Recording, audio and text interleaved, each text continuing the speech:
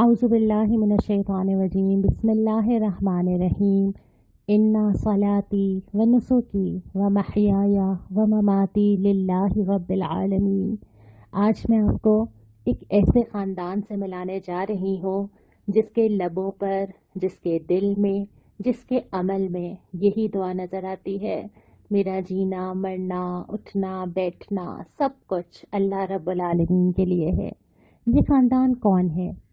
ये वही ख़ानदान है जिसके नक्शे कदम पर हम चलते हैं, जिस जैसा हम बनना चाहते हैं, जिनकी सुन्नत हर जगह आजकल अपने आसपास देखते हैं। ये ख़ानदान है हज़रत इब्राहीम अलैहिस्सलाम का। अगरचे इस ख़ानदान के बहुत सारे लोग हैं, लेकिन आज हम सबसे करीबी तरीन अफराद की बात करेंगे जिनके बारे में हम कसरत से कुरान में पढ़ते हैं, जिनके किस्से हम सुनते और सुनाते हैं, जिनकी सुन्नत पे अमल करने के लिए कभी काबतुल्लाह के गिर्द चक्कर लगाते हैं, कभी सई करते हैं, कभी अपने घरों में बैठ के कुर्बानियाँ करते हैं। इस ख़ानदान में करीब तरीन अफराद में सबसे पहले हेड ऑफ द फैमिली हज़रत इब्राहीम अलैहिस्सलाम। इसके बाद हमें ख़वातीन नज़र आती हैं जिसमें हज़रत सारा अलैहिस्सलाम और हज़रत हाजरा अलैहिस्सलाम, और फिर ये ख़ानदान मज़ीद आगे बढ़ता है और हज़रत इसहाक़ अलैहिस्सलाम और फिर हज़रत इस्माईल अलैहिस्सलाम नज़र आते हैं, और ये ख़ानदान फिर आगे बढ़ता ही चला जाता है नबी करीम सल्लल्लाहु अलैहि वसल्लम तक। वैसे तो आपने ये तमाम वाक़यात बहुत बचपन से लेके आज तक पढ़े होंगे, कैसे काबतुल्लाह की दीवारें हज़रत इब्राहीम अलैहिस्सलाम उठाते हैं, कैसे अपने बेटे को कुर्बानी के लिए पेश करते हैं और कैसे अल्लाह ताला फिर वो कुर्बानी कबूल फरमाता है। लेकिन आज हम इस टॉपिक को ज़रा डिफरेंट अंदाज में समझेंगे। आज हम ये देखेंगे कि ये जो वाक़यात हम पढ़ते हैं, इसकी बुनियाद, इसके पीछे किरदार, इस फैमिली के ये सारी मिसालें कायम करने से पहले किस फ़र्द का अपने अपने ख़ानदान में क्या रोल है, और बिलख़ुसूस जो हमारा आज का मौजू है वो ये कि इन तमाम मिसालों के पीछे जो ख़वातीन हैं, यानी वो स्ट्रॉन्ग वुमेन, वो एम्पावर्ड वुमेन, वो इस्लामिकली एम्पावर्ड वुमेन, जिनका वो किरदार नज़र आता है कि जिन्होंने फिर तारीख़ में बड़ी बड़ी मिसालें कायम की, और आज तमाम मुसलमान मर्द हो या औरत उनके नक्शे कदम पर चलते हैं। मैं बात कर रही हूँ हज़रत हाजरा और हज़रत सारा अलैहिमुस्सलाम की।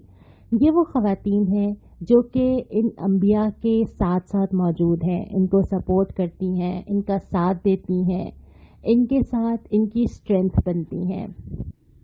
कैसे? एक एक नुक्ते को देख लेते हैं। सबसे पहले ये नज़र आता है कि इनके सामने अपने मकसद ज़िंदगी का विज़न बड़ा क्लियर है।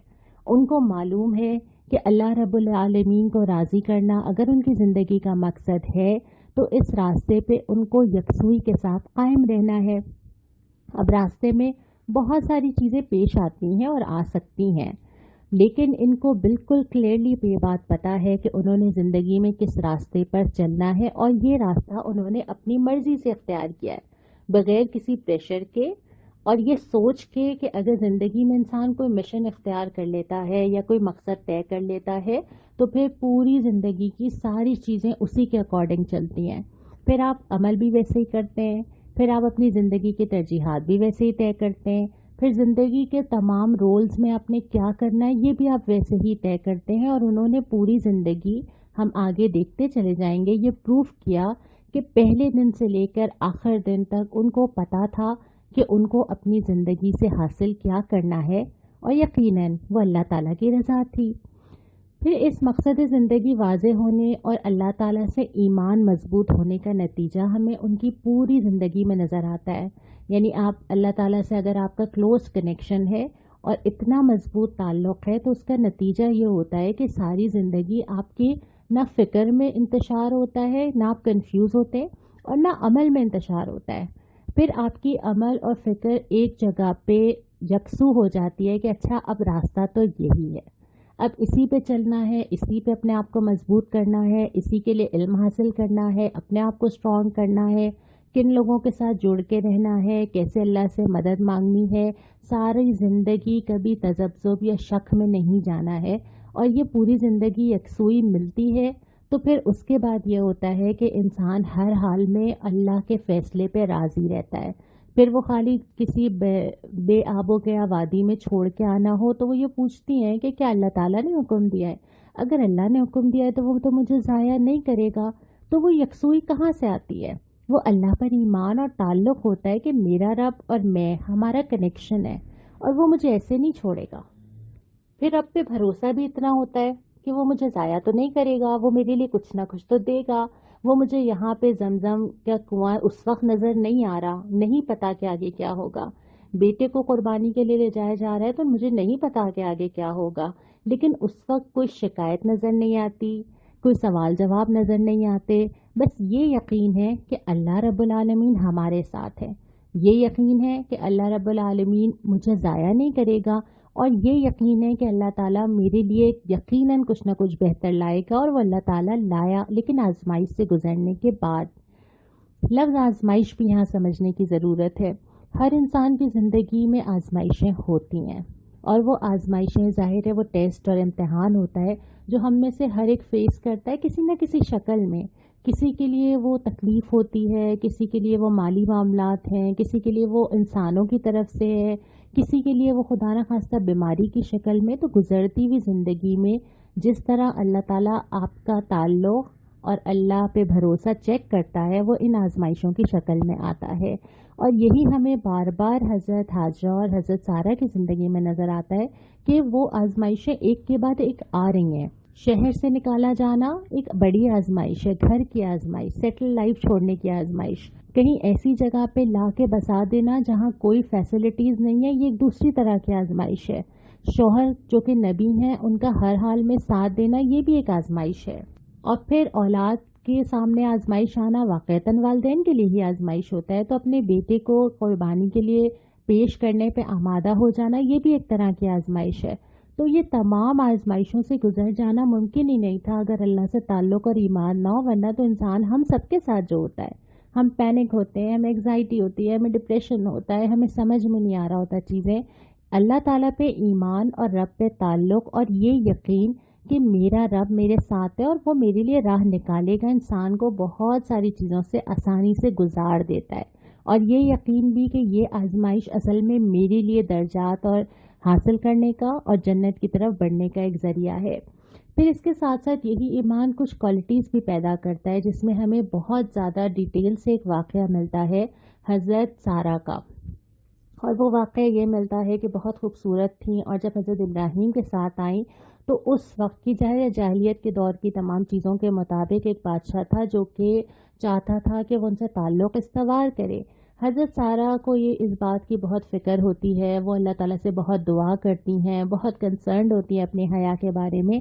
اور اس کے بعد یہ آتا ہے کہ پھر اللہ تعالیٰ جو ہے وہ اس کو زمین میں دھسا دیتے ہیں اور وہ اپنی کوشش میں کامیاب نہیں ہوتا. اس واقعے کی تفصیل آپ کو بہت ساری جگہ پہ مل جائے گی، لیکن اصل جو لیسن ہے اس واقعے کا وہ یہ ہے کہ اپنی پرسنل حیا کی فکر خود کرنا. اگرچہ اسلام میں مرد اور عورت دونوں پہ یہ ذمہ داری ڈالی گئی ہے کہ معاشرے میں حیا کا نظام قائم کریں، پوری سورہ یوسف پڑھا دی جاتی ہے کہ مرد اپنی حیا کو کیسے قائم رکھے، بار بار ہدایات کی جاتی ہیں کہ عورت اور مرد دونوں اپنی حیا کے ذمہ دار ہیں. لیکن یہاں پہ جو رول ہم ڈسکس کر رہے ہیں وہ ایک خاتون کے طور پر ہے کہ ایک خاتون، اس کو نہیں پتا کہ دوسروں کے انٹینشنز کیا ہیں، صحیح یا غلط، اس کو نہیں معلوم کہ دوسرا شخص کیا مجھ سے حاصل کرنا چاہتا ہے، کیا نیت رکھتا ہے. تو پہلے مرحلے پہ وہ اس کی ذمہ دار ہوتی ہے کہ وہ اپنی حیا کی حفاظت کرے، فکر مند ہوتی ہے، پریشان ہوتی ہے، اور اپنی حیا کے لیے اقدامات سے بڑھ کے اللہ سے دعا بھی کرتی ہے کہ اے اللہ تعالیٰ میری حیا کی حفاظت میں کرنا چاہتی ہوں، میری مدد کیجیے.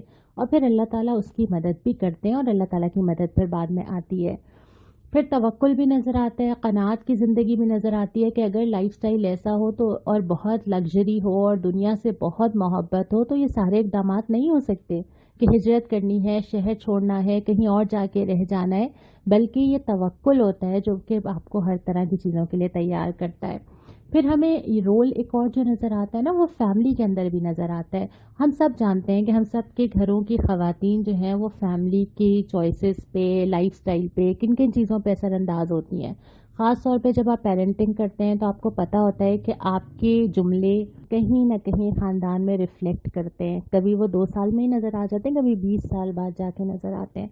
तो जो हज़रत हाजरा और हज़रत सारा का रोल था उस ख़ानदान के अंदर, उसमें सबसे अहम चीज़ तो ये थी कि अपने शौहर की अताअत भी करना, उसके डिसीशंस में उसका साथ भी देना, उसका एक पूरा सपोर्ट सिस्टम फराहम करना और हर तरह के फ़ैसले में उसके साथ खड़ा रहना, उसकी स्ट्रेंथ बनना।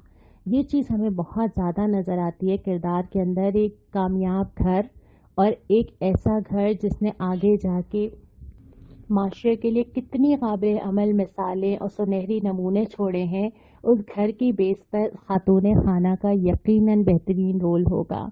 फिर उनका आपस का ताल्लुक़, हज़रत सारा का हज़रत हाजरा की तरबियत करना। रिश्ते में तो वो दोनों सौकन थीं, लेकिन दोनों ख़वातीन का बाहमी ताल्लुक़ भी नज़र आता है। और फिर एक खातून का दूसरी खातून को सपोर्ट करना और फिर एक फैमिली यूनिट का मजबूत होना। फिर तरबियत औलाद भी नज़र आती है। ज़ाहिर है अगर औलाद की ज़बान से ये अल्फाज निकलते हैं हज़रत इस्माइल अलैहिस्सलाम की कि अगर आपको अल्लाह ताला ने हुक्म दिया है तो कर डालिए, क्या ये एक अच्छी पेरेंटिंग के बगैर मुमकिन है? क्या एक ऐसी औलाद के मुंह से निकल सकते हैं जिसको उसका मकसद ज़िंदगी उसके माँ बाप ने समझा ना दिया हो, जिसको पता ना हो कि उसके माँ बाप किस मिशन के लिए मसरूफ़ हैं? अगर हज़रत इब्राहीम अलैहिस्सलाम की ज़िंदगी देखें तो बहुत सारी चीज़ें ऐसी थीं जिसमें एक कंफ्यूज दिमाग बहुत सारे सवाल कर सकता है। क्या, क्यों, कैसे, कब, और ऐसे सवालात में एक ऐसे बच्चे का यकसुई के साथ जवाब देना किसी माँ की मजबूत पेरेंटिंग के बगैर कैसे मुमकिन है? एक माँ ने वो सारे अकायद, वो मकसद ज़िंदगी जो खुद समझा, ज़िंदगी का अंदाज जो खुद लेके चली, वो कुर्बानियाँ और आजमाइशें जिससे खुद गुजरी, और वो अल्लाह ताला पे यकीन और अल्लाह ताला की मर्ज़ी पे अपने सर को झुका देने की तरबियत, जिसका नमूना खुद तो दिया ही था पूरी ज़िंदगी में, अपने बेटे तक शिफ्ट किया है। और उसका नतीजा ये है कि उस कम उम्र बच्चे की ज़बान से भी वही अल्फाज निकल रहे हैं जो बहुत ही मुश्किल है अगर हम देखें एक कम उम्र बच्चे का अल्लाह के आगे सर झुका देना। तो ये सारी चीज़ें हम जब वाक़यात देखते चले जाते हैं तो हमें अंदाज़ा होता है कि ये वो ख़वातीन हैं जिनका बड़ा किरदार है उस तमाम सुन्नत के अंदर जिस पे मैं और आप आज अमल कर रहे हैं। हमें ये कसक है कि हम हज पे नहीं जा सकते हैं, हमारे दिल तड़पते हैं कि हम वहाँ पहुँचें, उस सुन्नत पे अमल करें, हम उस काबा जिसकी दीवारें हज़रत इब्राहीम अलैहिस्सलाम ने उठाई थी उसके गिर्द तवाफ़ करें। और ये तमाम चीज़ों की जो मिसालें हैं इसके पीछे इन ख़वातीन का मजबूत रोल है। तभी तो अल्लाह ताला को इतना पसंद आया ना कि इनके नक्शे कदम पर चलने की हिदायत हर उस शख्स को जो वहाँ पहुँचे वो सही करे, वो वैसे ही चक्कर लगाए, वो उस चीज़ को महसूस करे, वो थके, उसके कदम थोड़े तकलीफ़ महसूस करें, वो वहाँ एक पहाड़ से दूसरे पहाड़ जाते हुए ये महसूस करे कि उस खातून की कैफियत क्या थी और उसने कैसे अल्लाह के रज़ा में अपने सर को झुकाया था ख़वातीन के तौर पे। ये हम सब के लिए बहुत काबिल तक़लीद मिसालें हैं। ख़वातीन के तौर पे इनकी शख्सियतों से बहुत सारी चीज़ें सीखी जा सकती हैं, लेकिन सबसे अहम तरीन चीज़ उस खातून का वो रोल है कि उन्होंने हर हाल में अल्लाह से ताल्लुक़ और अपने फैमिली यूनिट को मजबूत किया है। और यही हमें हज़रत सारा और हज़रत हाजरा रज़ी अल्लाह ताला अन्हुमा से सीखने की ज़रूरत है। अल्लाह ताला हमें इनके नक्शे कदम पे चलने वाला बनाए।